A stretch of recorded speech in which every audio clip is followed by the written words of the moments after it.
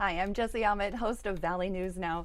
And today, Memorial Day reminds us of the millions of men and women that have served to protect our nation's freedom, a special day designated to those who have laid down their lives for our country. Several Memorial Day ceremonies and events happening today in the FM area, and Valley News Live will have coverage of the ceremony at Riverside as well as the Fargo National Cemetery on Valley News Live at 5. Marcus Rexroad, the 31-year-old who was arrested in connection with the death of the 16-year-old that died a week ago today.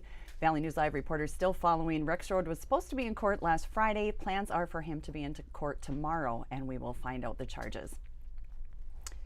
President Joe Biden and Speaker of the House Kevin McCarthy came to a debt ceiling deal over the weekend. One of its provisions ending the student loan freeze. If signed into law, payments would resume in late August. As for Biden's student loan forgiveness plan, the Supreme Court is reviewing its legality. If the court doesn't rule against it and Congress doesn't overturn it, the plan would cancel roughly $400 billion in student loan debt. Several children got sick after a hazardous pool chemical spill at a hotel in Fargo last night. The Fargo Fire Department says it was called to the La Quinta Inn and Suites last night. Authorities say it appears an employee dropped a container of chemicals while doing pool maintenance, and it created a chemical cloud. Officials say 8 to 10 children were sick from the spill with symptoms of irritating airways, coughing, nauseousness, and vomiting. One person taken to the hospital by ambulance with minor injuries. They set up ventilation and the area was cleared in about an hour and a half, and only the pool area was affected. Everything else was fine. It will remain closed until testing of the water can be done. A massive wildfire continues to burn in parts of Canada. We're going to show you this video. Specifically Nova Scotia.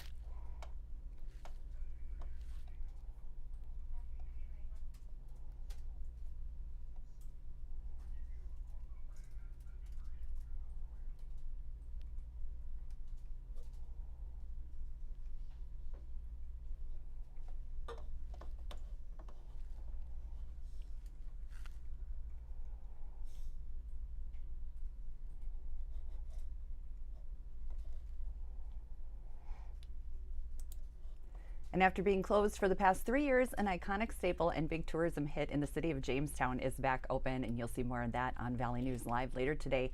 A Florida man is charged with human smuggling after 4 migrants were found dead last year near the Canadian border. He's pled not guilty to those federal charges. And authorities in Douglas County are investigating an ATV crash that has sent a 14-year-old boy to the hospital. The 14-year-old suffered a serious leg injury when he was driving a Polaris Ranger and it tipped over. He was the only person on the ATV and currently being treated at a local hospital. Marshalls and Home Goods had a small fire this afternoon. Valley News Live was there, and employees were able to extinguish the fire before firefighters arrived on the scene.